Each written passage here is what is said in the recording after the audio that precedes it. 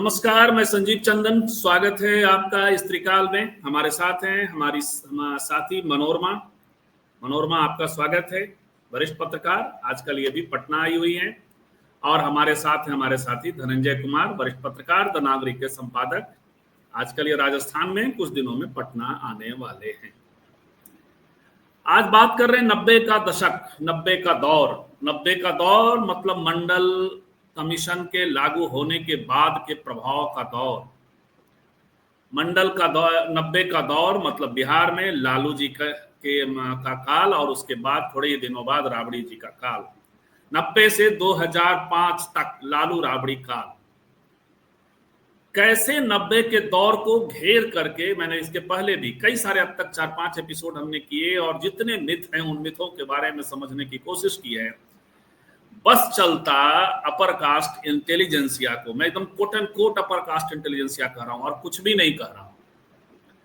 तो अपर caste intelligentsia को तो 90s के दौर को इरेज करके बाहर कर दिया जाता। आज भी कोशिशें हैं, जब जब चुनाव आता है तब तब खास करके एक समूह आप देखेंगे अलग अलग जगहों पर इस दौर को विलेनाइज करने की कोशिश करने लगता है। राजनीतिक दलों की बात अलग है, राजनीतिक दल तो करेंगे ही करेंगे। राजनीतिक दल अक्सर अपने विरोधियों को कोष्ठक में रखकर ही अपना आगे का काम करते हैं। सवाल यह है कि ऐसा क्या हो गया 90 के दौर में जो 80 के दौर में नहीं हो रहा था। ऐसा क्या हो गया था जब मंडल कमीशन के लागू होने के बाद, जब नौकरियों में ओबीसी का शेयर सामने आया, तो एक बड़ी बेचैनी हुई। बिहार में जो जंगल राज के नाम पर जो टैग लगा, लेकिन लंबे दौर से चले आ रहे नरसंहार को 6 से 7 सालों में थाम भी दिया गया था। हमने पहले भी बताया है, ये इसका सच रहा है। लेकिन इसको कैसे ब्लैक पेज पे डाला गया, रॉन्ग पेज पे डाला गया, हम इसकी बात करेंगे। कौन है जिम्मेवार? उसके पहले आपको एक कहानी सुनाते हैं। अगले आधे घंटे 40 मिनट में हम अपने दोनों साथियों से भी समझेंगे, लेकिन थोड़ी सी बात मैं पहले कर लूं। एक कहानी सुनाता हूं आपको 2004 की। 2004 में अटल बिहारी वाजपेयी का शाइनिंग इंडिया फेल हो गया। अटल बिहारी वाजपेयी की सरकार चली गई। पटना में एक आयोजन हुआ। हालांकि वो जो बुद्धिजीवी थे वो लेफ्ट से जुड़े हुए लोग थे, लेकिन उनका एक आयोजन हुआ और उन्होंने कहा कि हमने धार्मिक फांसीवादियों को हरा दिया है, अब हमें जातिवादी फांसीवादियों को हराना है। ये जातिवादी फांसीवाद की बात किसके बारे में कही जा रही थी? दरअसल लालू प्रसाद और ये मुलायम सिंह यादव के बारे में कही जा रही थी। ये वो दो शख्सियत थे जिनके कारण अटल बिहारी वाजपेयी हारे थे, क्योंकि बिहार और उत्तर प्रदेश में इनके दलों ने बेहतरीन प्रदर्शन किया था। इसके बावजूद इन्हें क्रेडिट नहीं दिया जा रहा था, बल्कि इनको ब्लैक पेज पे डाला जा रहा था। ये ऐसा क्यों? ये कौन लोग थे? ये राइटिस्ट इंटेलिजेंसिया के लोग नहीं थे। इसीलिए मैंने कहा कि राइट लेफ्ट से ज्यादा अपर कास्ट इंटेलिजेंसिया कैसे विलेनाइज करता है चीजों को। 90 के दौर में एक बड़ी घटना घटती है मंडल कमीशन के अलावा, वो है लाल कृष्ण आडवाणी का रथ रोक देना। बिहार में प्लान बना था, उत्तर प्रदेश में रुका बिहार में। इसके बाद अपर कास्ट इंटेलिजेंसिया के भीतर, जो साइकी के भीतर जो बात बैठी, नफरत बैठा, और सब बातों के अलावा उसमें एक ये पक्ष भी बहुत बड़ा पक्ष है। लालू यादव उसके हीरो थे, नायक थे। कैसे चीजें होती चली गई, कैसे साहित्यकारों ने, कथाकारों ने, लेखकों ने, कवियों ने और फिल्मकारों ने, प्रकाश झा की बात करेंगे, इन सब ने कैसे मिथ गढ़े। आज अखबारों में, बिहार के पहले पेज पर अलग अलग अखबारों में एक विज्ञापन छपा है। विज्ञापन में आप देखेंगे कि कई अखबारों का कतरन 90s के दौर का लगाया गया है और आपको समझाने की कोशिश की जा रही है कि वो जंगल राज था। दरअसल उस विज्ञापन में ही मूल कहानी है। जंगल राज को इसी तरह रचा गया था। मुझे ये बात समझ में नहीं आती, हालांकि ये तेजस्वी यादव पहले कर रहे थे, लगातार अपने फेसबुक पर इस दौर के अपराधों को सामने लाकर रख रहे थे, लेकिन आरजेडी ऐसा विज्ञापन क्यों नहीं देती। लेकिन उस दौर में, 90s के दौर में हुआ यही था कि राज्य भर के अपराधों को क्लब करके भी उस दौर के पत्रकार आपको बताएंगे पटना से छापा जाने लगा, और इस तरह की खबरें बनने लगी कि आज बिहार में 15 मर्डर, आज बिहार में 25 मर्डर। इस तरह से भी खबरें बनी नरसंहारों के अलावा, 5 मर्डर, 7 मर्डर, इस तरह इतने अपहरण। जबकि अपहरण के आंकड़े हमने कई बार बात किए हैं जंगल राज को लेकर के, आपको मिलेगा हमारे आर्काइव में कि आज अपहरण के आंकड़े बिहार में भी और उत्तर प्रदेश में भी बढ़े। हमें तुलनात्मक तौर पे बात करने की आदत होती नहीं है, क्योंकि हमारा जो कंसर्न है वो उसी तरह से बना दिया गया है।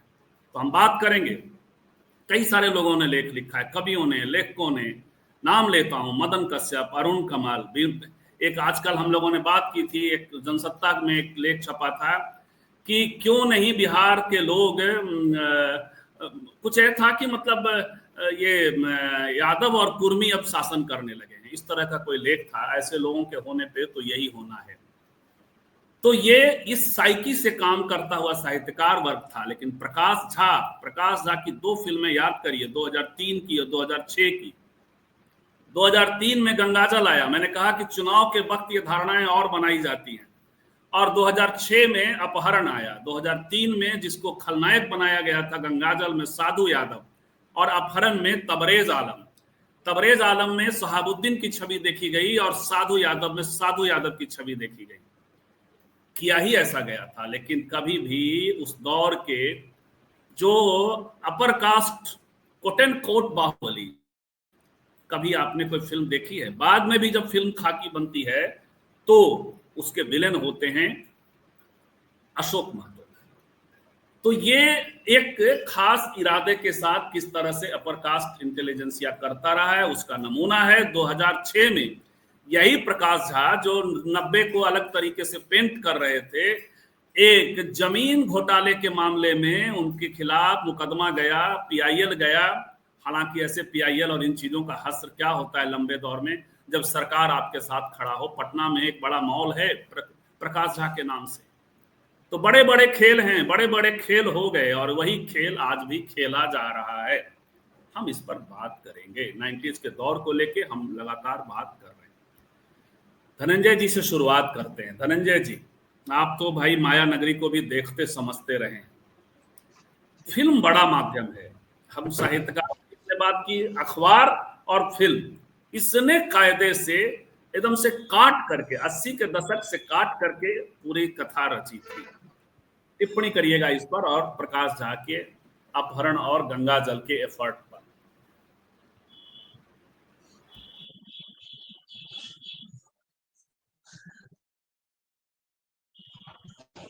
जी धनंजय जी, धनंजय जी राजस्थान में हैं, उनका लगता है कि मामला हैंग हुआ। उसी दौर में आप 90s के दौर में थोड़े से मेहनत कर लीजिए, गूगल कर लीजिए। लगता है अटक गया क्या उनका? नहीं, आप ठीक है, आप बात करिए। संजीव भाई की आवाज नहीं आ रही। आपकी आवाज आ रही है सर, बात करें। मैं आपका पूरा सुन ही नहीं पाया, पूरा फ्रीज हो गया था। माया नगरी की बात कर रहे थे, आगे क्या कर रहे थे, सवाल क्या था? मैं आपसे ये पूछ रहा हूं कि ये जो सुनियोजित तरीके से 90s के दशक को बदनाम करने में प्रकाश झा भी लगे, और जो अपर कास्ट इंटेलिजेंसिया है या पत्रकारों का समूह है तो करता है। आप तो 90s के दौर में यहाँ पत्रकारिता भी आपने की है, और फिर बाद में सिनेमा उद्योग से भी जुड़े। आवाज मिल रही है आपको? बिल्कुल मिल रही है, बिल्कुल। मैं बात करता हूँ, मैं बोलता हूँ। देखिए, मैं पटना आया था 83 में, और 83 में आया, और मैं पटना से बॉम्बे आया 90 में। लालू प्रसाद जी के मुख्यमंत्री बनने के बाद शायद आया बॉम्बे। और मैंने वो सारे दौर भी देखे हैं। आपने कहा मैं माया नगरी में हूँ, वो भी ये बात सही है। हालांकि मैं पटना में कभी भी जो है गया तो 2, ढाई, 1:30, 12 से पहले घर लौटता नहीं था। तो लालू जी का शासनकाल रहा हो, चाहे भागवत आजाद जी का रहा हो, या उनके पहले जगन्नाथ मिश्रा, बिंदुश्री दुबे का रहा हो, मैं लेट ही लौटता था। चूंकि आप जानते हैं अखबार में काम करने वाले लेट लौटते हैं। और पटना में गांधी मैदान है, गांधी मैदान के बगल में कालिदास रंगालय है। आप तो पटना में है, मनोरमा जी को भी शायद पता होगा कि कालिदास रंगालय के पास जो है वो जमघट लगा करता था, वही एक बड़ा सेंटर हुआ करता था। और पटना रेडियो स्टेशन और पटना गांधी मैदान कालिदास रंगालय के बीच बहुत ज्यादा दूरी नहीं है। तो हम लोग सब उसी सब में लगे रहते थे, अखबार भी सब उसी आसपास थे। देखिए, एक बड़ी बात ये हुई कि जो ठहरा हुआ पानी था बिहार का, जो कांग्रेस जिस तरह से बिहार को देख रही थी, कांग्रेस जिस तरह से बिहार को संचालित कर रही थी, जिस तरह से अपने तरीके से समावेशी राजनीति करने का प्रयास कर रही थी, जब जनता दल का शासन आया, जनता दल की सरकार आई, लालू प्रसाद यादव यहाँ मुख्यमंत्री बने, वहां विश्वनाथ प्रताप सिंह प्रधानमंत्री बने और आरक्षण लागू हुआ। आरक्षण जो है उस ठहरे हुए पानी में बड़ा पत्थर था, बहुत बड़ा पत्थर मारा गया, ये कहिए कि बम छोड़ा गया कि आवाज जो है थोड़ी फैले और पानी दूर तक जाए, जहां नहीं पानी जा रहा है वहां भी जाए। और आरक्षण जो है, आरक्षण वाले प्रसंग में आप याद कीजिए कि लागू कराने वाले में तो ये लोग थे ही, लेकिन उसके अलावा जो रथ लेकर के निकले अडवाणी जी, वो रथ लेकर के निकले जब अडवाणी जी, तो जो आरक्षण विरोधी लोग थे वो कौन लोग थे, मुझे ज्यादा बोलने की जरूरत नहीं है, वो सब लोग जो है रथ के साथ खड़े हो। और उस रथ, तो एक तो आरक्षण लागू करने वाले विलन थे उस समय जो आरक्षण लागू कर रहे थे, फिर जो रथ निकला था देश में एकता लाने के लिए कि सारे जातियों के बीच झगड़ा न हो, सब जाति एक है, सब हिंदू है, ये कह करके जो एकता खड़ी की जा रही थी, उसको फिर लालू प्रसाद यादव ने रोक दिया। मुलायम सिंह यादव जी को भी कहा गया था, उन्होंने नहीं रोका, लेकिन लालू प्रसाद यादव जी ने रोका। तो जाहिर है लालू प्रसाद यादव जी जो है डबल निशाना बने। फिर याद, मैं आपको याद दिलाऊं, 90 में उस समय जब वो आरक्षण का कांड हुआ था, मैं पटना में ही था, वही कालिदास रंगाले के बगल में बैठा हुआ था। हड़ताली मोड़ कहते थे, अभी तो उसको वहां पे अटल पथ बन गया है, हड़ताली चौक, पंत भवन। पंत भवन से ही अखबार निकलता था, आनंद अमृत वर्षा करके एक अखबार आता था। वो कहा जाता है कि तिवारी जी, पारसनाथ ने तिवारी एक व्यक्ति थे, वो उसके मालिक थे, लेकिन उसके पीछे बताया जाता है कि विंदेश्वरी दुबे का हाथ था। जैसे पाटलिपुत्र टाइम्स एक अखबार निकलता था 80s के दशक में, जगन्नाथ मिश्रा का अखबार माना जाता था, तो वैसे ही अमृत वर्षा जो है पारसनाथ तिवारी जी का अखबार था। तो हड़ताली चौक जो है, जो पंत भवन के पास जो चौराहा है, उसी वहां पे गोली चली, वहां पे जो है पुलिस ने गोली चलाई। जो सवर्ण लोग थे, जो आरक्षण विरोधी लोग थे, उन पर गोली चली और उसमें 2 लोग मारे गए थे। आपको याद होगा कि दिल्ली में भी एक कोई गोस्वामी थे जिन्होंने आग लगा ली थी, और पटना में 2 लोग मारे गए थे, 2 लड़के मारे गए थे। सीधा लोगों ने कहा सीने पे गोली लगी। हम लोग, शाम का समय था, हम लोग कालिदास रंगाले के पास बैठे हुए थे बाहर, गांधी मैदान के बगल में। तो इन तमाम कारणों से आरक्षण विरोधियों का, या कहिए सवर्णों का, वो लालू प्रसाद यादव उनके लिए सीधा सीधा विलन दिखाई पड़ते हैं। 2 कारण मैंने गिना दिया। फिर तीसरा कारण ये रहा कि लालू प्रसाद यादव ने वो जो ट्रेडिशनल राजनीति कि भाई ये सरकार बन गई, ये सरकार चल रही, उसको उन्होंने ब्रेक किया। भाषा के स्तर पर ब्रेक किया कि भाषा उन्होंने ऐसी बोली जो शालीन भाषा, या कहिए कि जो अब तक जो भाषा थी पॉलिटिशियंस की, अच्छी भाषा बोलो, उसको ब्रेक किया, और लोकल भाषा में उन्होंने राष्ट्रीय स्तर पर बात की, उन्होंने अंतर्राष्ट्रीय स्तर पर बात ये की। जी, फिर उसके बिल्कुल बाद सही देखिए कि कहा। एक और समझिए कि जिस तरह से लालू प्रसाद यादव ने कमजोर जातियों के मोहल्ले में गए, वहां जाकर के उसको नहलाया। अब उसको कई लोग कहते हैं कि वो टोकनिज्म था, कितने लोगों को नहलाया, कितने लोग, लेकिन एक मैसेज देने का प्रयास किया कि जो गरीब लोग हैं, जो कमजोर जातियों के लोग हैं, उनको डरने की जरूरत नहीं है, हमारी सरकार आपके साथ है। तो सामंतवाद के खिलाफ लालू प्रसाद यादव हमेशा रहे, ये मानना एक पड़ेगा, एक ये रथ समझना रोक पड़ेगा, और एक इसी रथ वजह से रोकने को भी लालू हमने प्रसाद यादव विरोध विलन किया बने। धनंजय सर। रथ रोकने को हिंदुत्ववादियों ने के मन पर और अपर कास्ट के मन पर भी खास करके ये बड़ा झटका था। बिल्कुल। आडवाणी तो का रथ, लालू प्रसाद आडवाणी यादव जी जी का वहां रथ। से विलेन बन गए, है ना। बिल्कुल। अब उसके बाद, अब ये आपने जो लिखा है, फिल्मकार, सवर्ण साहित्यकार, पत्रकार, ये सबकी भूमिका थी। ये सारे लोग थे, फिल्मकार भी थे, सवर्ण साहित्यकार भी थे, पत्रकार भी थे। बिल्कुल आपने सही लिखा। और खाली यही नहीं थे, नौकरशाह भी थे, क्योंकि नौकरशाही में भी उन्हीं का कब्जा था। नौकरशाही में आज भी जब राहुल गांधी भले बोलते हो कि 90 में से 3 ही है, हम उनको लाएंगे, सामाजिक न्याय दिलाएंगे, लेकिन तब भी वही थे। तो वो जो बात थी वो सबको नागवार गुजरी। प्लस लालू प्रसाद यादव के भदेश किस्म का व्यक्ति, राम लखन सिंह यादव एक बड़े नेता के तौर पे जाने जाते थे यादवों के। और लेकिन वो कभी मुख्यमंत्री नहीं बन सके। मंत्री बने वो राम लखन सिंह यादव, लेकिन वो लीड नहीं कर सके। लीड जो है, एक दिन मैंने आपको कहानी सुनाई थी, और आप मणि जी ने भी सुनाई होगी, मैंने कहानी आपको सुनाई थी कि भागवत आजाद को जब मुख्यमंत्री बना के भेजा गया, उसके पहले भागवत आजाद जी की जगह सिद्धेश्वर प्रसाद को मंत्री बना के भेजा जाना था, मुख्यमंत्री बनाना था। बिल्कुल। और राजीव गांधी ने बाकायदा बोल दिया था कि सिद्धेश्वर बाबू, सर आप जाकर के बिहार संभालिए, बिहार आप ही को संभालना है। सिद्धेश्वर बाबू तैयार हो गए थे, लेकिन सीताराम केसरी कहते हैं कि सीताराम केसरी आए, उन्होंने कहा ये क्या कर रहा है। सिद्धेश्वर बाबू संत आदमी, इनसे बिहार समझेगा, समझेगा। बिहार को कोई दबंग आदमी थे, और तब भागवत आजाद को दबंग बना के भेजा गया चीफ मिनिस्टर, और सिद्धेश्वर बाबू को लेकिन मंत्री बना के भेजा गया था। अगर याद कीजिए उस दशक को, 90 के बिल्कुल पहले वाले दशक को, 88 89 को, तो सिद्धेश्वर प्रसाद 2 विभाग के मंत्री थे। एक ऊर्जा विभाग के मंत्री थे, एक कोऑपरेटिव विभाग के मंत्री थे, जिसके आज समझिए कोऑपरेटिव मिनिस्टर बन के बड़ा धन्य महसूस कर रहे हैं अमित शाह जी। अमित शाह जी ने तो कुछ नहीं किया, लेकिन आपको याद होगा तपेश्वर सिंह करके एक हुआ करते थे माफिया, कोऑपरेटिव माफिया उनको कहा जाता था। बिस्कोमान भवन, बिस्कोमान भवन, और ये सम्राट होटल जो है चौराहा पे, डाकबंगला चौराहा पे, वो भी। तो वो वहां पे कई माफिया थे। वो माफिया क्या थे? परिवहन माफिया थे, कोऑपरेटिव माफिया थे, ढेर सारे माफिया थे। अब वो नजर नहीं आते ना कई माफिया, वो इतने बड़े बड़े माफिया थे। मतलब शाही जी जो है वो ट्रांसपोर्ट माफिया थे। वो गोप ट्रांसपोर्ट भरे लिखा चलता था सड़कों पर, लेकिन शाही जी का दबदबा था, है ना। एल के शाही शायद नाम था, मुझे अगर सही अगर याद कर पा रहा हूँ। बिल्कुल बिल्कुल। तो कोऑपरेटिव को तोड़ने का काम सिद्धेश्वर प्रसाद ने किया, सबको ध्वस्त कर दिया, पूरी कोऑपरेटिव माफिया को ध्वस्त कर दिया। तो सिद्धेश्वर प्रसाद कैसे थे वो?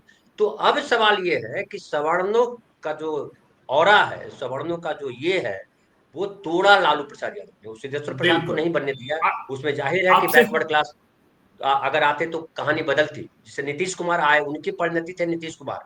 नीतीश कुमार में सिद्धेश्वर बाबू की तरह वो विद्वान व्यक्ति नहीं है, लेकिन कई सारी चीजें सिद्धेश्वर प्रसाद की फॉलो की। और सिद्धेश्वर बाबू बड़े बिल्कुल विद्वान व्यक्ति थे, मैंने आपको शायद बताया होगा, आपको मणि जी ने बताया था, बिल्कुल याद होगा आपको। और सिद्धेश्वर बाबू के पास ये दोनों जाते थे, लालू जी भी जाते थे। और ये सब तो तब जो है डेगा डेगी देना कहते हैं जिसको बिहारी भाषा में, ये पॉलिटिक्स में डेगा डेगी दे रहे थे। तो सिद्धेश्वर प्रसाद बड़े शालीन व्यक्ति थे, और बड़े चर्चित राजनेता थे जिनको आगे नहीं बढ़ाया गया। वो भी सवर्णवाद का ही असर था जी। तो ये है। और काफी पिक्चर खींचा धनंजय जी ने, और हम इनसे एक पर्टिकुलर प्रकाश झा एलिमेंट पे आकर, क्योंकि सिनेमा का बहुत बड़ा प्रभाव होता है। और जो नई पीढ़ी का जो युवा वर्ग है 2003-2005 जो आजकल जेनजी कहलाता है, उसके मानसिक निर्माण में बड़ा काम उसने जरूर किया है, इसमें कोई दो मत नहीं है। हम इस पर बात जी करेंगे। ये वही प्रकाश झा हैं जिन्होंने दामुल जैसी फिल्म भी बनाई, जो मध्य बिहार का जो सामंती आतंकवाद था उसको चिह्नित किया था। लेकिन उसके बाद अपना इंटरेस्ट होता है, वो इंटरेस्ट काम करने लगता है, वो इंटरेस्ट है ही है। इन दो फिल्मों के लिए उनको अवार्ड मिला, और 2006 में जो जमीन घोटाले का मामला आया, आज जो मामला जो मॉल है उनके पास, वो सवालों के घेरे में आया था। मनोरमा जी, देखिए ये जो अपर कास्ट इंटेलिजेंसिया जो जिसकी पकड़ है, उसके तमाम आस्थाओं को ध्वस्त कर दिया, उसके तमाम प्रभाव को ध्वस्त कर दिया 90 के दौर ने, और खास करके बिहार में लालू प्रसाद जी ने। इसमें यदि नीतीश कुमार 90 में मुख्यमंत्री बन गए होते तो कुछ नहीं करते। जमीन बना दी लालू जी ने, और उसके कारण जो बाद में धनंजय जी, इसलिए अच्छा ही हुआ, कालखंड अपना नेता चुन लिया उसने, और 90 में लालू जी को चुन। अब सवाल यह है कि लालू जी यदि सच में इतिहास के विलेन होते, तो जो दबा कुचला वर्ग रहा है कास्ट सेटअप के कारण, तो वहां उसके पास फिल्म नहीं है, उसके पास अखबार नहीं है, साहित्य में अभिव्यक्त होता है, और लोक साहित्य में अभिव्यक्त होता है। क्या कभी आपने 90 के दौर को लेकर के, जो अति पिछड़ा समूह है, जो दलित समाज है, जो ओबीसी समाज है, उसके यहाँ कोई लोकगीत, लोक रचना, लोक साहित्य, लोक कथा एंटी लालू प्रसाद सुनी है? वो अभिव्यक्त वही होगा, शायद आपने नहीं सुनी। मनोरमा इस पर टिप्पणी करिएगा, और बाकी ये जो कि उन्हें जो बनाया जिस तरह से, और प्रकाश झा। अभी आप देखिए इसी का, अभी फूले जो फिल्म आई, हम लोग जानते हैं वो जिस तरह से बहुत मजबूत फिल्म बन सकती थी, जैसा उनका काम है, उनका प्रभाव रहा है, और जो उनकी ऐतिहासिक महत्ता है, उसके हिसाब से बहुत सटल फिल्म थी वो। बहुत ही मतलब कि उस तरीके से बनाई गई थी, जो बहुत अग्रेसिव होकर के सारी चीजों को नहीं रख रही थी। इसके बावजूद जो है प्रॉब्लम हुई लोगों को, इसके बावजूद उसको लेकर के लोगों ने आपत्तियां दर्ज की। जो सवर्ण तबका है, या जो भी प्रभुत्व वर्ग है, प्रभु वर्ग है, जो उस लोग, तो अभी भी जब आप और एक पूरा दौर है जहां से आप सब कुछ गायब देखते हैं। हालांकि प्रकाश झा ने जो फिल्म बनाई उसमें उन्होंने बिहार नहीं, उसको एक काल्पनिक जगह तेजपुर उनके यहाँ आता है, जो इसमें था मेरे ख्याल से अपहरण में तेजपुर ही था वो, ठीक है। तो उन्होंने बिहार को नहीं ऐसे रखा था, लेकिन सब जानते हैं वो बिहार की बात कर रहे थे। चाहे राजनीति में ही उन्होंने कहीं मध्य प्रदेश का कोई जगह चुना था कहानी में भी, लेकिन वो बिहार की बात थी। चाहे वो गंगा जल है, गंगा जल में तेजपुर था, अपहरण में शायद बिहार था, अपहरण में उन्होंने बिहार दिखाया था, जो गंगा जल है उसमें तेजपुर काल्पनिक जगह रखी थी, लेकिन सब जान रहे ये बिहार की बात थी। तो हम धीरे धीरे मतलब चीजों को देखते हैं तो समझ में आता है कि कैसे आप जो है अपने जो नायक चुनते हैं वो समर प्रताप सिंह होता है, वो नायक जो होता है अमित वर्मा होता है, और जो विलन होता है वो साधु यादव होता है, या इस तरह के तमाम जो कैरेक्टर होते हैं वो होते हैं। तो एक कास्ट लोकेशन सबका, या आप इसमें देखिए जैसे आपने बात की भी, तबरेज आलम की बात करते हैं अपहरण में, तो सीधे सीधे शहाबुद्दीन की उसमें उसका वो था। तो ये एक नैरेटिव जो अपर मिडिल क्लास का रहा है, या बिहार का वो तबका जो बिहार से बाहर रहा है, उस सेंटिमेंट्स को उन्होंने पूरी तरह से केटर करने की कोशिश की कि बिहार जो है, आप लोग बिहार से बाहर है लेकिन बिहार में बिल्कुल जंगल राज चल रहा है, या बिहार में जो है वो भी बाहर जाने के लिए बेताब है क्योंकि बिहार में जंगल राज चल रहा है। ये तमाम चीजें उसके और जो चीजें उसके पहले होती रही हैं या उसके बाद में होती रही, हम उसका सिरे से गायब देखते हैं।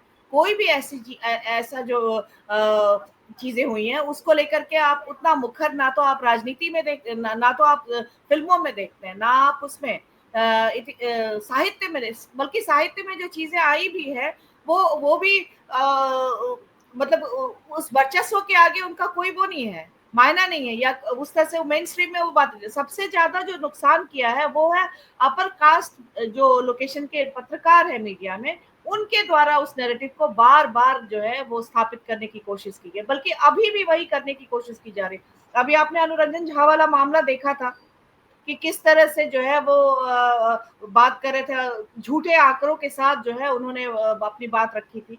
तो ये और यही कारण है, अभी भी आप देख लीजिए कि जो सवर्ण लोकेशन के हैं उनके द्वारा लगातार बार बार जो है जंगल राज की बात की, जो सारी चीजें साफ हो चुकी है। ऐसा नहीं है कि आंकड़े नहीं है लोगों के पास, ऐसा नहीं है कि वो अब स्मिथ को समझ नहीं रहे हैं, ऐसा नहीं है कि वो जो है वो लाइन वो नहीं जान रहे कि इसके पार क्या है उसके बाद क्या है, लेकिन इसके बावजूद जो सवर्ण लोकेशन किया वो उस पत्रकार जितने मीडिया में हैं वो बार बार उस नैरेटिव को सेंटर में रखने की कोशिश कर रहे हैं। ये बहुत इंपॉर्टेंट बात है कि आप जैसे पॉलिटिकली बीजेपी इसको सेंटर में रखने की कोशिश कर रही है, तमाम वैसे पत्रकार ब्लॉगर वो तमाम लोग इसको बार बार सेंटर में रखने की कोशिश कर रहे हैं कि जंगल राज है या जंगल राज की बात है, या जो जाति नरसंहार हुआ है, जातिवाद हुआ है, आरक्षण वाली बात है, ये तमाम चीजें जो है। तब जबकि आप देख रहे हैं कि आपका खुद का बीजेपी जो ऐसा है वो आरक्षण वाली बात पे आया हुआ है,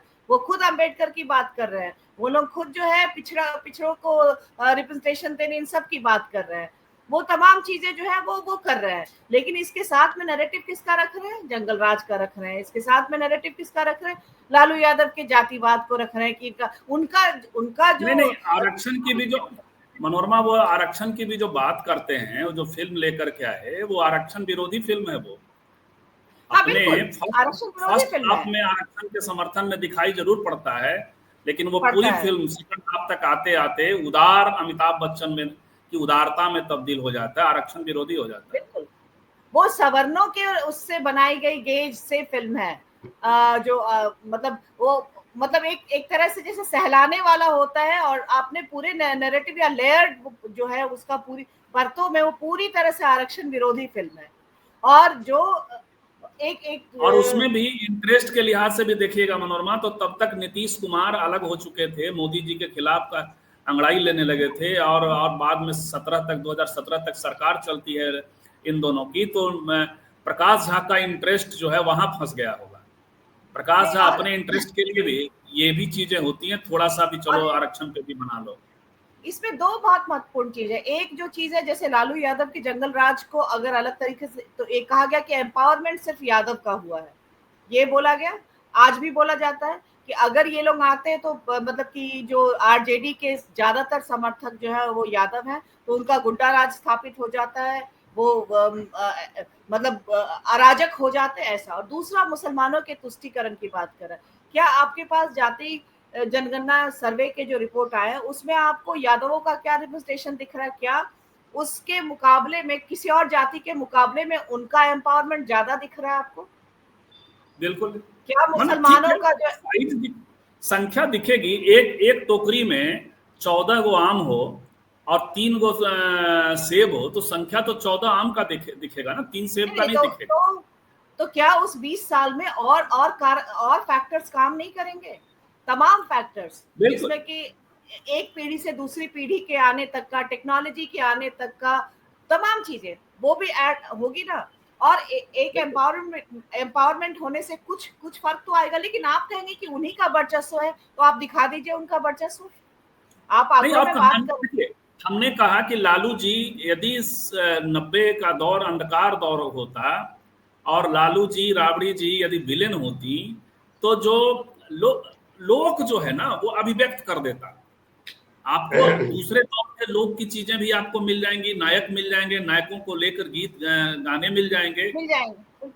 कहानियों में यदि आप रामधारी सिंह दिवाकर को पढ़ें तो समझ में आ जाएगा कि कैसे 90s के दौर का बिहार बदल गया। मैं बार बार, अब साहित्य में कम पढ़ता हूँ तो उसमें जो मैंने पढ़ा है वो देखिए ना।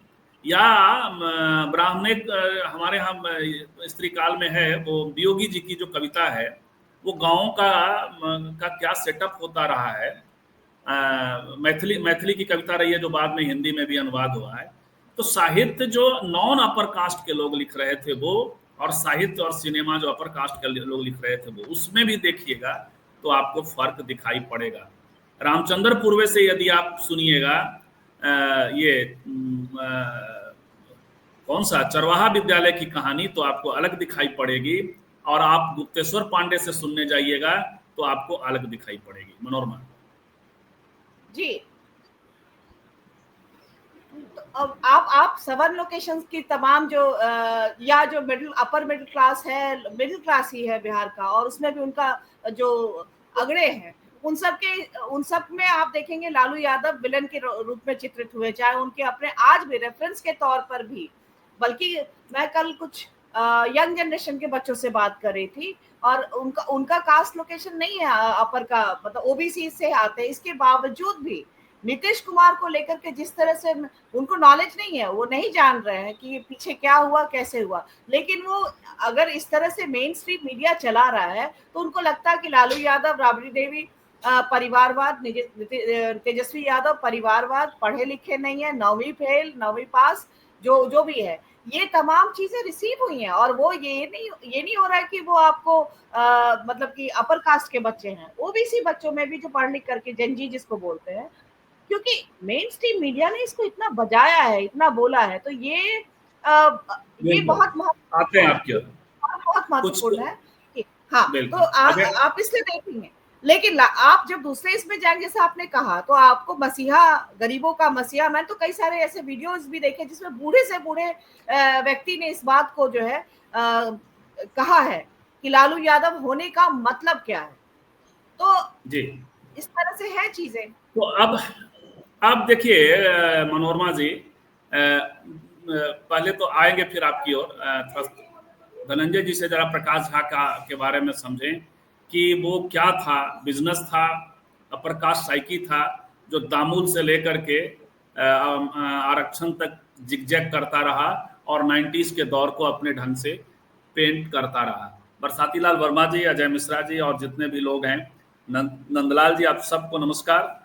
दिव्यांशु द्विवेदी जी भी, आपकी बेचैनी में समझ रहा हूँ, आपको भी बहुत बहुत नमस्कार। लेकिन अभी तक आपने कोई ऐसा सवाल नहीं खड़ा किया है जो रैशनल हो और जिस पर बात की जा सके, इसलिए आपके किसी सवाल को नहीं लेंगे। और आप वो पूरे सारे सवाल जो हैं सिर्फ और सिर्फ वो कहा जाता है भटकाने वाले सवाल हैं, जहां आप अंततः फिर तुमताम भी, मैं देख रहा हूं कि आपके भीतर की बेचैनी हम सबको तुमताम भी कर रहा। नमस्कार लेकिन जरूर हमारा आपको। धनंजय जी, तो जो मैंने सवाल किया प्रकाश झा को लेकर।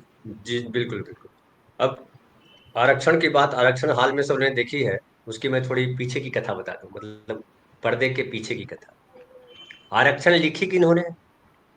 कमलेश पांडे जी ने लिखी। कमलेश पांडे जी बड़े लेखक हैं, हमारे बड़े बड़े भाई की तरह हैं, बड़ा सम्मान है उनके लिए। लेकिन वो घोर जो है भाजपा संघी सोच वाले व्यक्ति है, वो दिखाई पड़ जाता है, बार बार दिखता है हमको भी। कई बार उन्होंने सीधे सीधे रिटेलिएट ये वाली बात नहीं आई, लेकिन वो हुआ। कहानी उनकी थी, पटकथा लिखे थे, पटकथा और संवाद प्रकाश झा और हमारे जो दूसरे बड़े लेखक हैं हिंदी सिनेमा के, वो ये अंजुम रजवली, जो एफटीआई में उन्होंने स्क्रिप्ट का कोर्स शुरू करवाया, अंजुम रजवली। वो जो माझी वाली पिक्चर थी ना, वो भी उन्होंने ही लिखी थी। तो कमलेश पांडे जी की कहानी थी, हालांकि कमलेश पांडे जी उस कहानी से जो जिस तरह से विस्तार दिया गया उससे खुश नहीं हूँ। बिल्कुल सही कहा मनोरमा जी ने कि आरक्षण विरोधी फिल्म थी, वो आरक्षण विरोध में ही लिखा गया, लेकिन प्रकाश झा ने उसको बैलेंस करने की कोशिश की। लेकिन बैलेंस करने की कोशिश में भी वो चालाकी दिखाई पड़ जाती है कि आरक्षण विरोधी है। तो ये प्रकाश झा जी को समझ लीजिए, प्रकाश झा जी किस सोच के हैं। दामुल अगर देखते हैं तो उसमें आपको एक सच्ची तस्वीर दिखाई पड़ती है। उस समय यंग थे प्रकाश झा और वो एफटीआई से आए थे और वो उन्होंने फिल्म बनाई थी। उसके पहले उन्होंने एक डॉक्यूमेंट्री फिल्म बनाई थी बिहार के दंगे को लेकर के। उनके नाना जी और थे लोकेश नाथ झा। एक और फिल्म विमेन वाला आप कह सकते हैं, मृत्यु दंड को। मृत्यु दंड, हाँ, वो सब अलग फिल्में हैं। वो देखिए हाँ, वैचारिक स्तर मतलब पर वैचारिक। तो धनंजय जी, इन सारी फिल्मों में सवाल लेखक हैं, उनकी कहानियों पे बना हुआ है मृत्यु दंड और हाँ, दामुल। दामुल के भी सवाल लेखक थे और मृत्युदंड के भी सवाल लेखक थे, बिल्कुल सही कहा। बिल्कुल, मृत्यु दंड से ही उनका झगड़ा हुआ कि वो उनको क्रेडिट उस तरह से नहीं मिला, सहवाल जी को शायद पैसे वैसे का भी हुआ कि उनको अरे नहीं मिला। इसको भगाइए, ये पूरा बिगाड़ दे रहा है, मेरा ध्यान उधर ही नहीं, जा कोई रहा है। नहीं, और बोलने दीजिए उनको। किसी को दर्शकों को भी कमेंट नहीं बता करने। दूं कि दर्शकों को भी बता दूं कि सहवाल जी भूमिहार जाति से आते हैं, तो कास्ट मैटर करता है, लेकिन कास्ट पूरी तरह मैटर नहीं करता। सब कुछ कास्ट ऐसा नहीं है, बियॉन्ड कास्ट भी जाया जा नहीं, सकता है। भूमिहार जाति से हमारे गांव के बगल के थे, वो बाढ़ के थे। बाढ़ के होंगे, हाँ। आजकल जी हमारे अब तो गया में रहने लगे, और बहुत हाँ, नहीं बहुत अब तो शालीन, शायद। बहुत शांत हाँ आदमी हाँ, है। वो हमारे गांव के बगल में ही रहते थे। खैर, बिल्कुल, खैर जी, आप जारी अब रखें। सिनेमा की एक मजबूरी है या सिनेमा, देखिए एक और आपको फिल्म की तरफ ले जाता हूँ, थोड़ा अतीत में भी चलिए। एक फिल्म आई थी लागे नहीं छूटे राम। लागे नहीं छूटे राम भोजपुरी फिल्म थी, और मैं बड़ी जबरदस्त फिल्म मानता हूँ। हिंदी भोजपुरी सिनेमा में जितनी फिल्में बनी है, सबसे बड़ी और अच्छी फिल्म वही थी, लागे नहीं छूटे राम। उससे बड़ी कोई फिल्म नहीं मैंने देखी भोजपुरी। बाकी ज्यादातर झंडू फिल्म लोगों ने बनाई। लागे नहीं छूटे राम अगर याद हो आपको, अगर आपने देखी हो, मनोरमा जी, संजीव भाई या हमारे जो साथी रहे, उसमें कहानी लव ट्रायंगल थी कहानी। और लव ट्रायंगल में कहानी जाति बड़ा इंपॉर्टेंट फैक्टर है उसमें। उसमें जो हीरोइन है, हीरोइन जो है वो चमार जाति से है, और जो हीरो है वो ब्राह्मण जाति का है। तो ब्राह्मण जाति का लड़का चमार जाति के लड़के से प्यार करता है, और विलेन जो है राजपूत है उसमें, समझ गए, विलेन राजपूत है। और वो फिल्म जो है रामायण तिवारी जी ने बनाई थी। रामायण तिवारी को लोग तिवारी के नाम से भी जानते हैं। रामायण तिवारी जी मनेर के, पटना में जो मनेर है, पटना के पास जहाँ मनेर के लड्डू बड़ा फेमस है, मनेर के रहने वाले थे तिवारी जी। और तिवारी जी हिंदी सिनेमा के बड़े विलेन के तौर पर है। जो लोग सिनेमा में थोड़ा इंटरेस्ट रखते हैं उनको मैं बता दूं। अब उसके बाद मैं आपको बताऊं कि उस फिल्म में राजपूत को विलन बनाया गया, ठाकुर। अब हिंदी सिनेमा का अगर आप पूरा देखिए तो हिंदी सिनेमा में अक्सर लोग कहते हैं कि ठाकुरों को विलेन बना दिया, जैसे ठाकुर का कुआं को लेकर के बड़ा हंगामा मचा था। सिनेमा क्या करता है, सिनेमा बेसिकली पॉपुलर चीजों को उठाता है।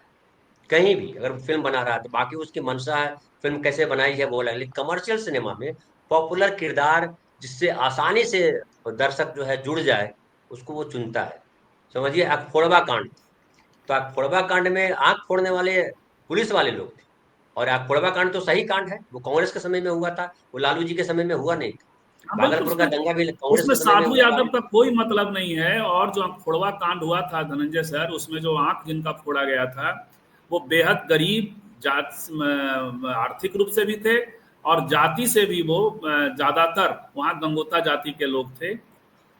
लेकिन वो फिल्म आपको ऐसे पेंट करेगा जैसे वो सब यादव हों, यादवों का पूरा ये सेटअप हो।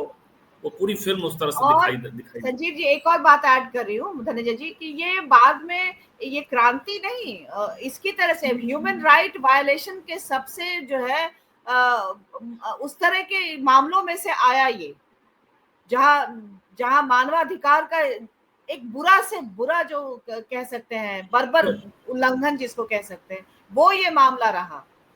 जी धनंजय जी। तो मैं प्रकाश झा को बहुत बड़ा दोषी नहीं मानता हूँ उस तौर पे। प्रकाश झा उस तरफ नहीं देखता हूँ जिस तरह से सवर्ण साहित्यकार और पत्रकार का आपने जिक्र किया। नैरेटिव बनाने का काम जो है यही लोग करते हैं, अखबार इन्हीं लोगों ने किया। प्रकाश झा की फिल्म भी तो 2003 और 6 के आसपास आई है, तब तक तो प्रकाश झा मृत्युदंड और दामू बना रहे थे। जी बिल्कुल। और नहीं, उसके पहले बहुत समय तक वो पटना में रहे, वो फिल्म ही नहीं बना रहे थे, बहुत समय पटना में रहे। मैं पटना में ही उनसे मिला हूँ, बॉम्बे में तो बाद में मिला, बहुत बाद मिला, लेकिन पटना में मैं उनसे मिला हूँ। और उनको उस तरीके से हम नहीं ले सकते हैं, लेकिन ये जो सवर्ण पत्रकार साहित्यकार हैं उनका बड़ा रोल रहा, और सवर्ण राजनेताओं का भी बड़ा रोल। हालांकि कहा जाता है कि चंद्रशेखर जी ने बड़ा सपोर्ट किया लालू प्रसाद यादव जी का, वो तो राजपूत नहीं, थे। बीच में एक प्रसंग आता है धनंजय जी, जब वो जेडीयू के क्लोज में होते हैं, उनको टिकट भी मिलता है और उनका अपना जमीन का बहुत सारा इश्यूज होता है, मॉल वॉल की बात होती है धनबाद में, तमाम मनोरमा 6 में। तो ऐसे में फिर ये चीजें महत्वपूर्ण होती है कि कैसी फिल्म बना रहे थे और उसके पीछे जो एक पूरी एक पृष्ठभूमि है उनकी। हाँ नहीं, वो कभी प्रकाश झा पे बात करें, प्रकाश झा पे कभी बात करेंगे तो फिर उसके विस्तार में जाएंगे। अलग समय वो जो है वो निर्दलीय चुनाव लड़े, 2 बार चुनाव लड़े, जेडीयू से चुनाव लड़ना चाहते थे नीतीश कुमार की वजह से, वो सारा चीज, वो सब अलग कथा है। उस पर फिर कभी जब प्रकाश झा पे जिक्र करेंगे तो लालू प्रसाद जी पे ही आते हैं।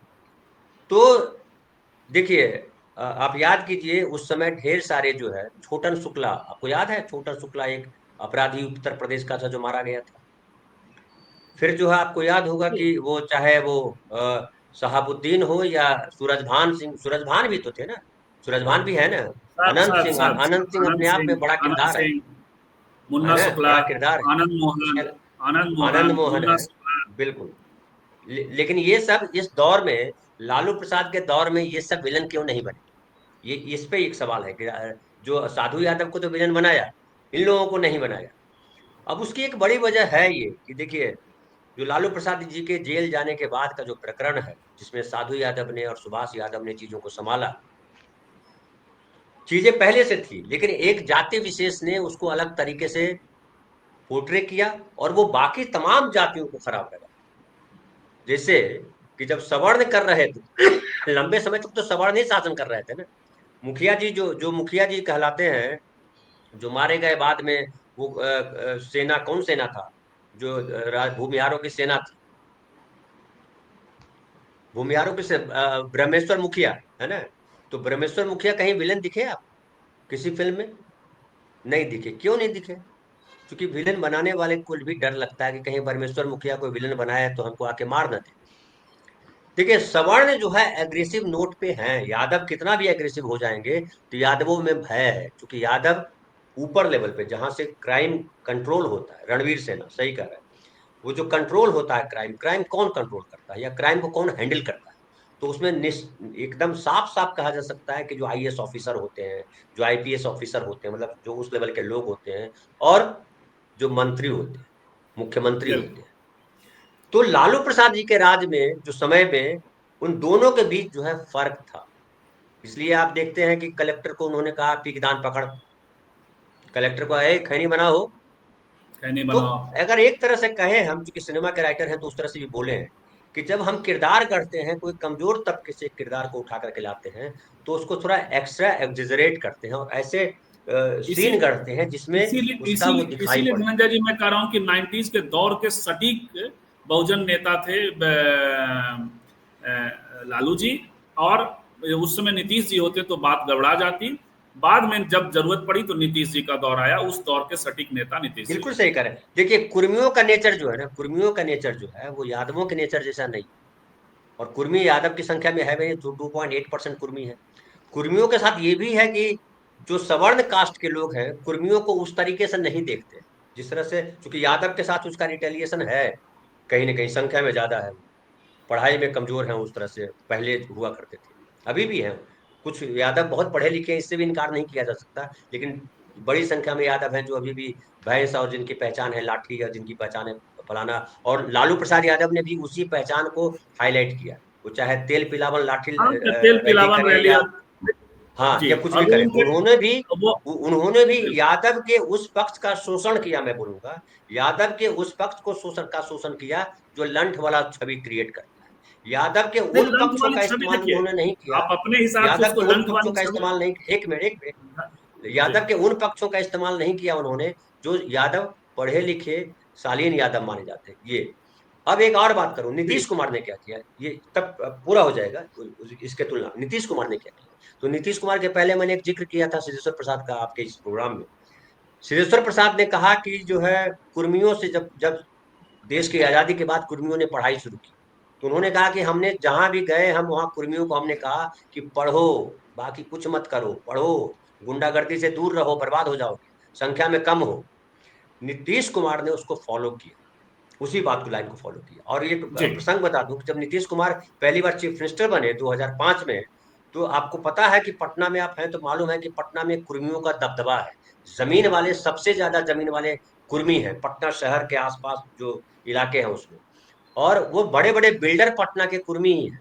नालंदा के कुर्मी और पटना के कुर्मी दोनों दबंग कुर्मी माने जाते हैं। दोनों शक्ति से कहिए या पढ़ाई से कहिए या उनको कहिए जमीन जायदाद से कहिए, तो वो सारे जो कुर्मी दबंग थे वो भी लेके निकले, चूंकि लालू प्रसाद यादव के जब उस समय में लगा कि यादव राज है तो अब कुर्मी राज आना चाहिए, लेकिन नीतीश कुमार ने उसको सबको रोक दिया कि हमको ये सब चीजें नहीं चाहिए। तो ये देखिए, ये बिल्कुल आपका पूरा नैरेटिव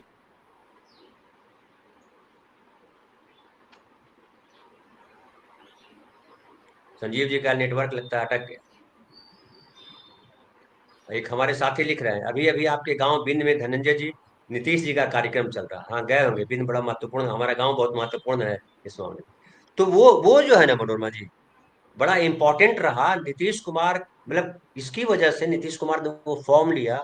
और नीतीश कुमार ने जो एजेंडा भी पकड़ा कि करप्शन को कंट्रोल तो नहीं कर पाए जी, लेकिन अफसरशाही को उन्होंने बढ़ावा दिया। हाँ संजीव भाई जी, तो ये है, लेकिन कुल मिलाकर के पेशागत स्थितियां भी अपने आप में बहुत सारे कास्ट का नेचर तय करता है। शरद जी अक्सर कहते थे कि मल्लाहों का जातियां यहाँ हाड़ मांस मज्जा में घुस जाती, वो सच कहते थे। और वो एक उदाहरण देते थे मल्लाह जाति को लेके, मैंने उसको वेरीफाई नहीं किया, जो मल्लाह जाति से लोग आते होंगे वो बताएंगे, या और दूसरे लोगों ने जिनको, तो वो कहते थे कि मल्लाहों के शरीर पे रोए नहीं होते, क्योंकि हजारों साल से वो पूरी पीढ़ी जो है, सैकड़ों साल से पीढ़ी दर संजीव पीढ़ी भाई संजीव भाई हाँ, इसको भगाइए, इसको भगाइए।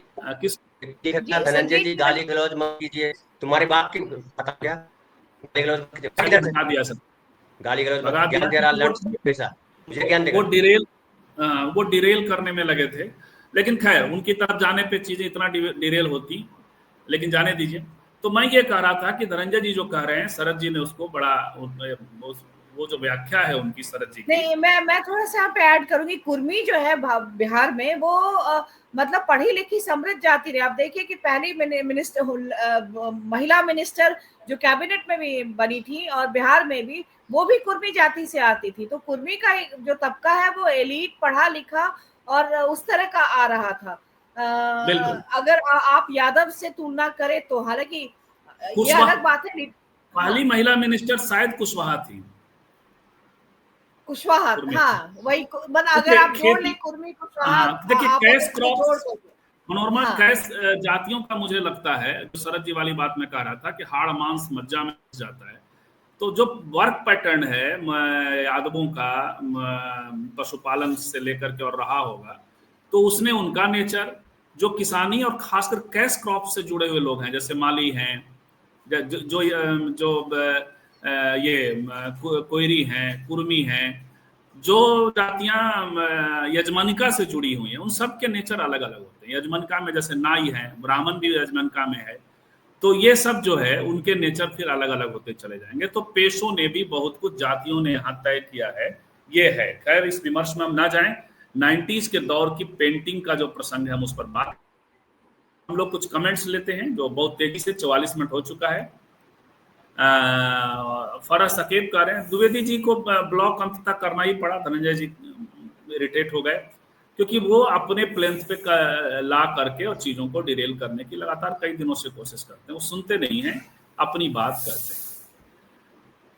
90 के दौर में लालू के इमिग्रेशन के बाद पिछड़े दलितों को टोला तक सीमित रखने की पर पानी फिरना शुरू हुआ और मीडिया में हमेशा उसी समय बिल्कुल ये हुआ। कहानियों और कविताओं के जो धनंजय जी कह रहे हैं कि फिल्मकार प्रकाश झा से ज्यादा पत्रकार और जो साहित्यकार हैं ये ज्यादा बड़े दोषी हैं। जो गैर अपर सेक्शन की कहानियां, कविताएं और ये सब आप देखेंगे। संजीव जी, कहानी और इसके अलावा आप अभी भी देखिए जो मीडिया का पैटर्न है रिपोर्ट करने का, जिस तरह से शहाबुद्दीन के बेटे को जिस तरह से रिपोर्ट किया जा रहा है और जो बात मोदी या फिर अमित शाह रख रहे हैं उसी चीज को बहुत बढ़ा चढ़ाकर और उसी चीज को आगे बढ़ाया जा रहा है। लेकिन यही चीज जब आप कोई अनंत सिंह को रिपोर्ट करने जाता है या इंटरव्यू करने जाता है तो कैसे उसको हीरो दिखाया जाता है या उसकी जो भी दबंगई है या उसका जो क्रिमिनल बैकग्राउंड है उसको भी एक अचीवमेंट की तरह से ग्लोरीफाई किया जाता है। तो ये तमाम इस तरह के जितने भी बाहुबली हैं उसका ग्लोरिफिकेशन होता है। क्या नेट कनेक्शन है? मुझे सुन पा रहे हैं? अच्छा, संजीव जी का इशू है। तो ये ग्लोरिफिकेशन आप देखिए, क्या ये लोगों में उनके हिसाब उनकी तरह से नहीं उसको रिसीव करवा रहे हैं वो, कि आप ओसामा को कह रहे हैं कि वहां पर मतलब कि बाल विवाह का नहीं होने देंगे सिवान के लोगों का। क्यों? क्योंकि एक गुंडा और एक जो है वो वहां पर टिकट ले लिया है तो वो अश्योर कर रहे हैं। लेकिन आप यहाँ पे मोकामा के लोगों को क्यों नहीं कह रहे हैं कि बाल विवाह का नहीं हम होने देंगे? तो ये आप इस फर्क को समझिए। तो जहां भी आप अगर उनके नायक अगर उस कास्ट लोकेशन से आते हैं या धार्मिक लोकेशन से आते हैं तो वो किस तरह से विलेन बनाए जाते रहेंगे, बनाए जा रहे हैं, आज भी बनाए जा रहे हैं। लेकिन वही जो है ग्लोरीफाई, उनको तमाम जो लोग हैं इन सबको ग्लोरीफाई करने में लगे। अब मुन्ना शुक्ला की बेटी लड़ रही है तो वो नहीं, मुन्ना शुक्ला की बेटी लड़ रही है तो लंदन से पढ़ के आई है। क्या पता आपने पता किया उसामा कहाँ से पढ़ के आया है या इस तरह की चीजें।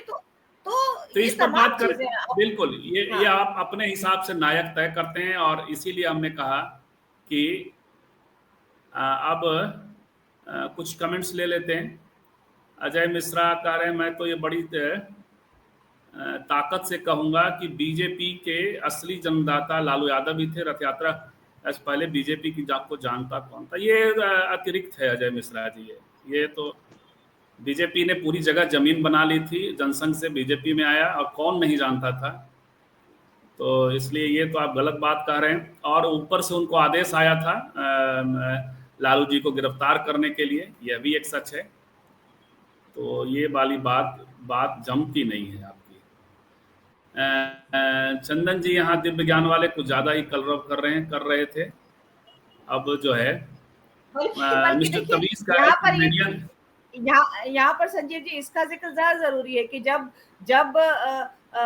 समाजवाद की राजनीति, सामाजिक न्याय की राजनीति, ये सब कुछ शुरू हो रहा था और ये डिस्कोर्स का हिस्सा बन रहा था, तो कांग्रेस जो है वो धार्मिक सॉफ्ट हिंदुत्व जिसको कहते हैं, आज बीजेपी उसी का अग्रेसिव रूप है, विस्तार रूप है। राम के नाम पर चाहे पहली बार वोट मांगने की बात हो या वो तमाम जो हिंदुत्व के एलिमेंट हो या जो भी क्या बोलते हैं उसको, जो आज जिन मुद्दों पे हम लड़ रहे हैं, चाहे आरक्षण के विरोध में हो, सवर्ण वर्चस्व हो, वो तमाम एंटी दलित जो वो हो, स्टैंड हो, उस पर बात हो गई मनोरमा। उसी के बिल्कुल, उसी के विरोध में तो राजनीति खड़ी हुई थी, उसके विरोध में तो राजनीति खड़ी हुई थी।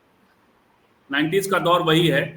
इनकलाब कह रहे हैं कि सबसे बेस्ट चैनल है, बहुत बहुत धन्यवाद, इतनी निष्पक्षता से बात रखते हैं। शंकर कुमार कह रहे हैं साजिश दर साजिश के शिकार हुए लालू जी। नंदलाल यादव कह रहे हैं कि देश का कमजोर तबका जिसे निष्पक्ष, समाज सुधारक और बुद्धिजीवी समझता रहा है, वे लोग पक्षकार साबित हुए। बिल्कुल, और ये धीरे धीरे ये तबका पहचान में आने भी लगा, लोग अब समझने लगे हैं सर। बिहार की पृष्ठभूमि पर बनी फिल्म और डॉक्यूमेंट्री आज के युवाओं के पास हैं। और ये है बरसाती भाई नमस्कार, बिहार में किसको जितवा रहे हैं, आपस में बात कर रहे हैं। महेश यादव कह रहे हैं कि दक्षिण भाषाओं की फिल्म जब हिंदी में रूपांतर होते हैं कि अपराधी का नाम यादव सरनेम का, बिल्कुल। ये धनंजय जी इसका ये टिप्पणी पर गौर करिएगा, यदि आप नेटवर्क में हो तो। मैंने बहुत पहले एक आर्टिकल पढ़ा था, तो उसमें प्रकाश झा के फिल्म पे अगर उनकी राजनीतिक समझ भी है, तो दामुल से लेकर के आप राजनीति तक आते हैं, तो दोनों में जो भूमिका उनकी है उद्धारक की, उसका जो सवर्ण कैरेक्टर होता है, वो अगर दलित को टिकट दे रहा होता है तो उसका मतलब एक जो होता है उद्धार वाला जो मेंटालिटी है वो उसमें भी है, दामुल में भी है जब कैंडिडेट साबित कर रहा है, और राजनीति में भी है जब वो कैंडिडेट साबित कर रहा है। तो ये तमाम चीजें हैं। वो 25 साल में चेंज नहीं होता है उनका, 25 साल में ये चीज चेंज नहीं होता है उनका। बिल्कुल। मनोरमा बरसाती लाल वर्मा जी आपको स्मार्ट और एनर्जेटिक लग रही हैं, कह रहे हैं चेक शर्ट को लेकर अच्छा लग रहा है। बैंडिट क्वीन मूवी में भी एसपी सरकार का जो योगदान था, फूलन देवी उसको नहीं दिखाया गया, बिल्कुल इनकलाब कर रहे हैं। और हाँ धनंजय जी बस आ ही रहे हैं, 1-2 मिनट अब और कुछ हम ले लें। ये लालू जी के समय एक वर्ग अपने सामंती सोच को छोड़ना नहीं चाहता था, दूसरा पक्ष चलने नहीं देते थे। अवधेश सूर्यदेव कह रहे हैं इसलिए नाम दिया गया जंगल राज। सामंती बोल सकते हैं पर ओबीसी SC/ST भी जंगल राज बोलते हैं, तब आश्चर्य होता है। बिल्कुल एक धारणा बन जाती है, उसके बाद चीजें होती चली गई। अजय मिश्र कह रहे हैं कि संजीव भाई दर्शकों के सवाल उनके मन के सवाल होते हैं, कुछ ऐसे सवाल जिनके जवाब सार्वजनिक देना संभव नहीं होता, इतनी जानकारी और रिकॉर्ड इसलिए विषय से भटक जाते हैं। कई बार ऐसा होता है, लेकिन हम लोग चाहते हैं कि अच्छे टिप्पणियों और कमेंट को लेकर हम लोग बात जरूर करें। उत्तर प्रदेश और बिहार में आज भी अपर क्लास के गुंडे बदमाश फल फूल रहे हैं, सरकारी प्रश्रय मिलता है, बरसाती लाल वर्मा जी कह रहे हैं। महेश यादव कह रहे हैं देखिए हर किसी का अपना पक्ष तो होता ही है, ज्यादातर लोग लेजिटिमेसी लेने के बाद अपने पूर्वग्रहों को स्थापित करने लगते हैं, वो वर्णाश्रम धर्म के पाखंडों की तरह प्रवचन देने लगते हैं। महेश जी एक हद तक चीजें हुई हैं, ये होती हैं, और बहुत सारे लोग अपर कास्ट के लोग, हमारे लोकेशन के लोग भी इस धारा में जाकर ये वाला काम कर लेते हैं। ये जो आप कह रहे हैं वो हेमंत शाह जी की हत्या हुई थी वर्चस्व के कारण। गोरौल चौक वैशाली में एक हाट के नीलामी में अपना वर्चस्व दिखा रहे थे, जबकि वैशाली से विधायक थे। कुर्मी हर किसी से आसानी से जुड़ जाते हैं, बतौर काशीराम व्यालू हैं, हर तरकारी में चल जाते हैं, बरसाती लाल वर्मा कह रहे हैं। अभी अपने गांव में बिंद में धनंजय जी नीतीश जी का कार्यक्रम चल रहा है, आपको सूचना दी गई। धनंजय जी अच्छा है आपके गांव गए हुए हैं वो। कोयरी फसल वाले हैं, कम जमीन के बावजूद हमारे यहाँ कुर्मी से आगे निकल जाए और चौरसिया और भी प्रगति किए। कुछ है। अब कास्ट को लेकर के, भारत में कास्ट एक ऐसी चीज है। संजय कुमार सिन्हा कह रहे हैं कि नोएडा के मीडिया में खासकर ब्राह्मण पत्रकार बिहार के राजनीतिक और आर्थिक सामाजिक विश्लेषण करता है, जिसमें बीजेपी के बाद पंडित पीके को स्ट्रॉन्ग प्लेयर बताया जाता है, जिसकी जमीन की कुछ जानकारी नहीं है। बिल्कुल कई सारी टिप्पणियां हैं। जो हिंदू महासभा का गठन कांग्रेस ने किया था, कांग्रेस के अध्यक्ष मदन मोहन मालवीय 2 बार हिंदू महासभा के अध्यक्ष बने, कांग्रेस के अध्यक्ष रहते हुए। बाद में हिंदू महासभा का अहम योगदान रहा RSS गठन में। क्या है? बिल्कुल कांग्रेस तो आज भी सॉफ्ट हिंदुत्व की बात, जनेऊ भी दिखाते हैं। चलिए सर, जनेऊ भी दिखाते हैं राहुल गांधी। तो ये महेश यादव और इन दोनों की टिप्पणियां भी इस दिशा में, कांग्रेस और बीजेपी और RSS एक ही मानसिकता तरीका जी। अब कोई टिप्पणी, आप छोटी सी टिप्पणी धनंजय जी, आखिरी टिप्पणी, क्योंकि अब 53 मिनट नहीं। आप मुझे लगता है सारी बातें हमने की, और एक लास्ट लाइन अगर बोलना कह रहे हैं तो मैं बोलूं। एक साथी लिख रहे हैं आपके मोहम्मद सलीम की, राही मसूद रजा के आधा गांव कुल्ली भाट को भी है जातिवाद। नहीं है, आप पढ़िए फिर से, टोपी शुक्ला भी पढ़ लीजिए तो आपको समझ में आएगा कि राही मसूद रजा क्या थी। एक महत्वपूर्ण बात यह है कि बिहार हो या कोई भी स्टेट हो, बिहार में ज्यादा इसलिए रहा कि बिहार में रिएक्ट कर रहे हैं लोग। सामंत उस तरह से नहीं रहे ताकतवर, उस तरह से रजवाड़े नहीं हुए जिस तरह से राजस्थान में या बाकी प्रदेशों में रहा। यहाँ बहुजन जो है ज्यादा संख्या में हैं, और आजादी के बाद हालांकि बहुत सारा संघर्ष है, बहुत लंबा हो जाएगा। उस संघर्ष में जो समाजवादी धड़ा है, जो 60s के दशक में ये लोग आ गए, और उसके पहले भी जवाहरलाल नेहरू के समय में जो कांग्रेस को जो जिस तरह से खड़ा किया गया, मैं उनको भी, डॉक्टर बाबू श्री कृष्ण सिंह को भी मैं जातिवादी नहीं मानता। मैं अनुग्रह नारायण सिंह को भी जातिवादी नहीं मानता, है ना। जातिवाद के और बिहार को एक बेहतर बिहार कैसे बनाना हो, इसकी कोशिशें हुई तमाम। और वहां से लेकर के आ जाइए आप 70 के दशक तक, तो वो सारी चीजें चली। लेकिन लालू प्रसाद वाला जो प्रसंग है पूरा का पूरा, वो पूरे को उलट देना है। जिससे रोटी उसी तरफ पक रही थी, सब मिलके चल रहे थे, ठीक है गड़बड़ी है तो उसको ऐसे ठीक कर लेते हैं, इसको बना देते हैं, उसको कर देते हैं, जो कांग्रेस का अपना नेचर है कि धीरे धीरे गांधी की तरह सब धीरे धीरे सब ठीक हो जाएगा। लेकिन जब ये आए आरक्षण जब आता है तो धीरे धीरे सब अपने आप ठीक हो जाएगा वाली स्थिति नहीं रही। और ये रिएक्शन जो है बहुत बड़ा रहा, लालू यादव को रिएक्शन झेलना पड़ा, ये मानना पड़ा। जी बिल्कुल, ठहरे हुए पानी में कांग्रेस के काल में कंकड़ मारे जा रहे थे। आरक्षण और 90 का दशक पत्थर की तरह टपका, जिसने के कारण जो है अब वो बड़ी हलचल हुई। तो मनोरमा जी कुछ और कहना चाहें तो, अदरवाइज बहुत बहुत धन्यवाद आप दोनों को। कुछ कहना चाह रही हो तो?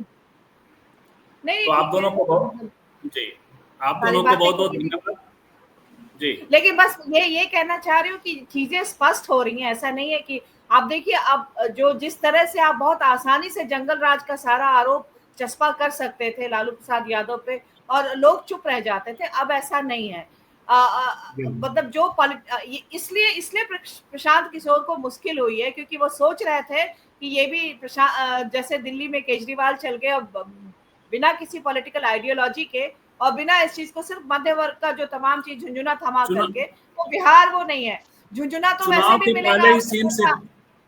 हाँ, चुनाव के पहले ही वो सीन से गायब हो गए जैसा दिखाई पड़ने लगे हैं। थोड़ा नोएडा का भी मीडिया उनको जिंदा रखे हुए है। हाँ, क्योंकि पता है वो तमाम चीजें जिस तरह से हो रही है वो होंगी, वो उस प्रक्रिया का हिस्सा है, वो अलग बात है। लेकिन इसके साथ साथ में तमाम सवाल है, वो जो पॉलिटिकल सवाल है, रिप्रेजेंटेशन के सवाल है, और जो इस तरह से एक पूर्वाग्रह के भी सवाल है, जिसके तहत पूरी की पूरी राजनीति, वैचारिकी और समाज का पूरा एक स्ट्रक्चर खराब किया गया है। तो जो जिस लोकेशन से आता है उसको इसकी खबर है जी। तो बहुत बहुत धन्यवाद। हम लोग मिलते हैं और हमारी कोशिश है कि हम ग्राउंड से भी कुछ सवालों को, हम बहुत सारे वीडियोस नहीं करेंगे ग्राउंड में, 4-5 दिन घूमेंगे। मनोरमा जी आ गई हैं, विनय जी आने वाले हैं। हम कुछ सवालों को हल करने की कोशिश करेंगे अपने रिपोर्ट के जरिए। एक आध दो भी वीडियो यदि लाएं, वो सवाल हमारे होंगे कि जैसे एक मेजर सवाल है कि क्या जो कथित फ्रीबी है, जो पैसे मिल रहे हैं, वो बियॉन्ड कास्ट वर्क करता है? क्या बियॉन्ड कास्ट और रिलीजन जो स्टेट के जो चना या अनाज और दूसरी चीजें मिल रही हैं, वो कितना काम करता है? तो इस तरह के सवालों को हम हल करने की कोशिश करेंगे। हमें यदि आप चाहते हैं कि ऐसा हम करें तो संभव हो तो आप हमारे लिए थोड़ा सहयोग भी करें। इन लोगों ने हमें आर्थिक सहयोग किया है, कोशिश करेंगे। हम लोगों को कोई ऐसा ये एक वक्त है, सबसे बड़ा सहयोग, पैसा से सहयोग बिल्कुल ना भी करें तो चलेगा और बिल्कुल करें तब भी अच्छी बात है। लेकिन सबसे ज़्यादा ज़रूरी है कि जो 90s के दौर के नैरेटिव के खिलाफ हमारे 4-5 वीडियोज़ हैं, वो लोगों तक ज़रूर पहुंचाएं, क्योंकि इस दौर में तमाम चैनल और यूट्यूब चैनल लग गए हैं बाजप्ता 90s के दौर को ब्लैक बॉक्स में डालने में। आप देखिएगा वहाँ धारा प्रवाह इंटरव्यूज ऐसे लोगों के हो रहे हैं, वहाँ आपको अल्टरनेटिव इंटरव्यू नहीं दिखेंगे। महाराष्ट्र के बीड़ से आए हुए एक पत्रकार पूरे बिहार में और पटना में घूम करके ये कोशिश कर गए कि दोनों पक्षों से बात करके वो गए, नैरेटिव के विरोधी लोगों से भी बात करके गए। लेकिन पटना स्थित यूट्यूब चैनल या नोएडा स्थित यूट्यूब चैनल हो या चैनल हो, ऐसा काम नहीं करते। वो एक तरफा नैरेटिव चला रहे हैं, 2-4 लोगों को पकड़ पकड़ के उनके इंटरव्यू कर रहे हैं। तो बचिएगा और यदि संभव हो तो हमारे वीडियो को फैलाइएगा, ये ज़्यादा बड़ा काम होगा। बहुत बहुत धन्यवाद। मिलते हैं रात में 9 बजे। नमस्कार जी।